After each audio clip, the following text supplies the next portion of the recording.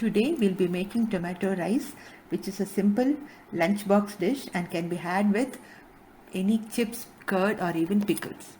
The ingredients required are 7 or 8 medium-sized tomatoes, 1 or 2 green chilies and 1 capsicum.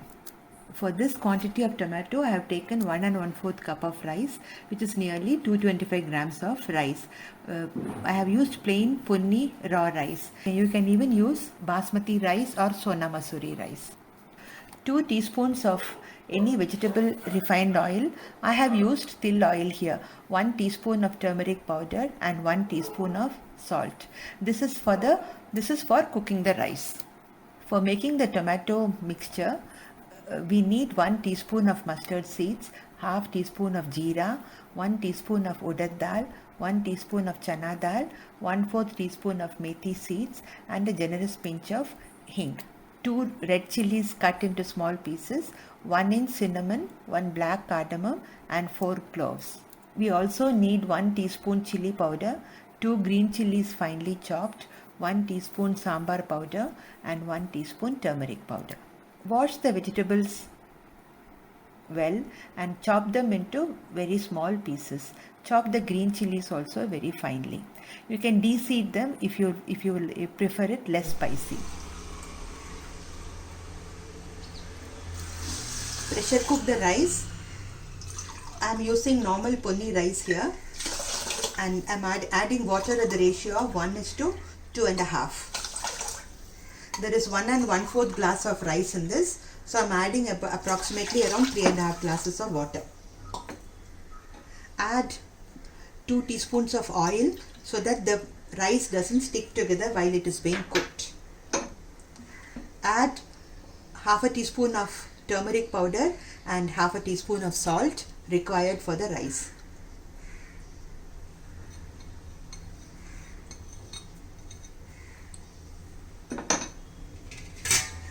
Cover it with a lid and pressure cook it. This rice takes only 1 whistle and after that for 2-3 minutes I'll be keeping it in low flame and then switching off the flame. We'll be making the tomato mixture for the tomato rice. I'm using gingerly oil here because that's that adds the flavor to the tomato rice, but you can use any vegetable refined oil or you can even use pure ghee. I'm taking 3 tablespoons of gingerly oil, and later when you mix the rice you can add more oil and ghee as required. Once the oil is hot, I'm adding a 3-4 cloves, 1 cinnamon stick, 1 black cardamom and 2 red chilies pinched. Cardamom and cinnamon and lavang are optional. It gives a slight extra flavor to the tomato rice, but it's purely optional. I'll be adding 1 teaspoon of mustard seeds, 1 teaspoon of urad dal, 1 teaspoon of chana dal and 1/4 teaspoon of methi seeds to balance the sweetness of the tomato, and 1/4 teaspoon of jeera.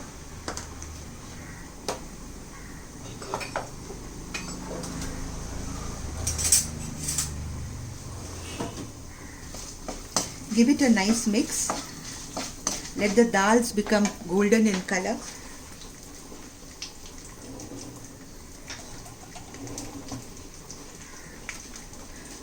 Add a generous pinch of hing.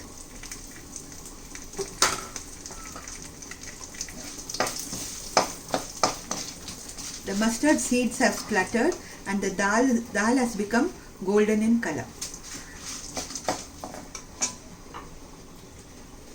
Today I am adding capsicum also to give an extra flavor. It's purely optional. If you have green peas, you can add one or two tablespoons of green peas, and optionally you can add 1 carrot grated also, or cut into very fine pieces. I am adding only capsicum today.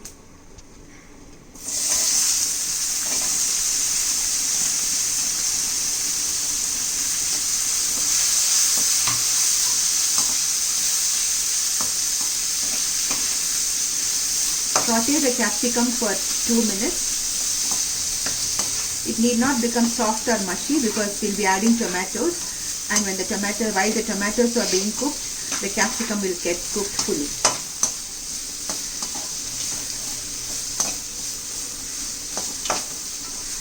Two minutes are over.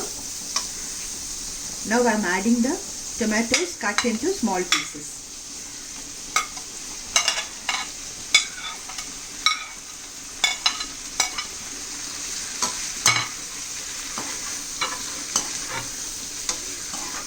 Mix it well.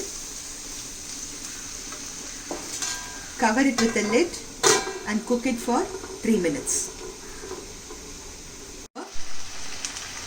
3 minutes are over, and I am doing this while the rice is being cooked so that both can be prepared simultaneously.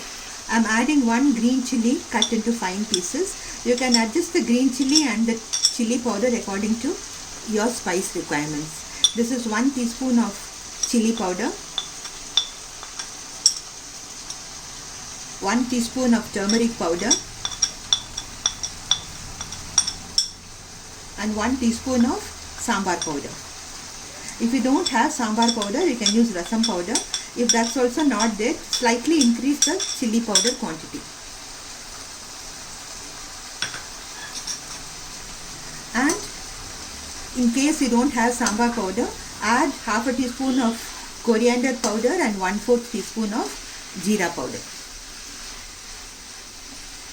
Mix it well.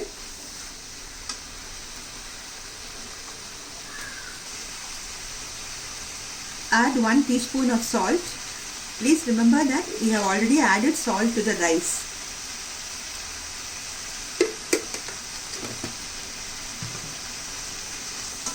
Mix it well.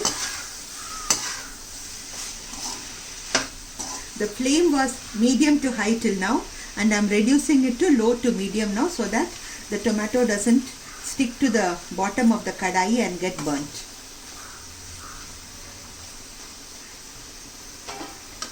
Cover it with a lid and cook it for 3 to 4 minutes more till the tomatoes are soft and mushy. It's almost 5 minutes now, but the tomatoes are not yet mushy. So this will require a couple of minutes more. This time depends on the quality of tomato used and how long it takes to get cooked. It is also slightly started to stick to the bottom of the pan, so I'm adding 1 or 2 teaspoons of oil more.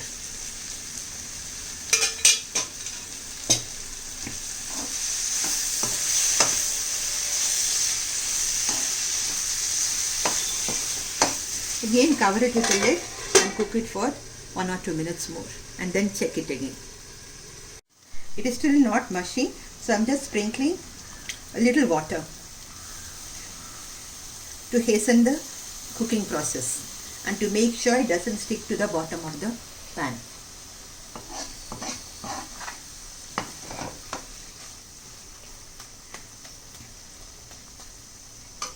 It's completely done now. One way to make sure of that is, you can see oil has started separating from the tomato mixture. At this stage, switch it off and let it be in the heat of the kadai itself till the rice is opened and cooled.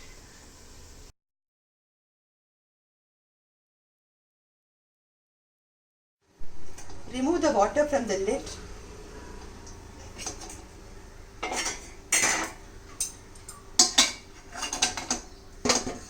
Take out the rice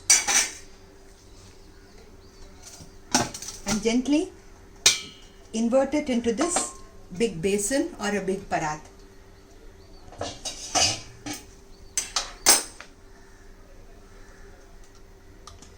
Add 1 spoon of ghee to it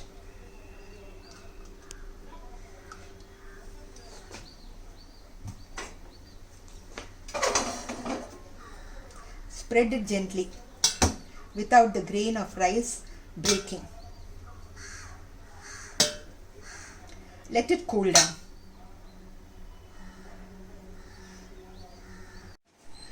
The rice has cooled down slightly. It's almost at lukewarm temperature.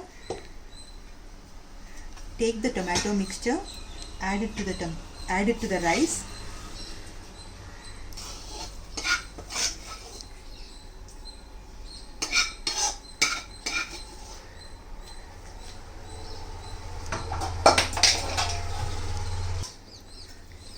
Now mix both gently, making sure that try to be as gentle as possible and make sure that the rice grains don't break. If you mix it when it is hot, then the rice grains will tend to stick together. So mix it as near to room temperature as possible.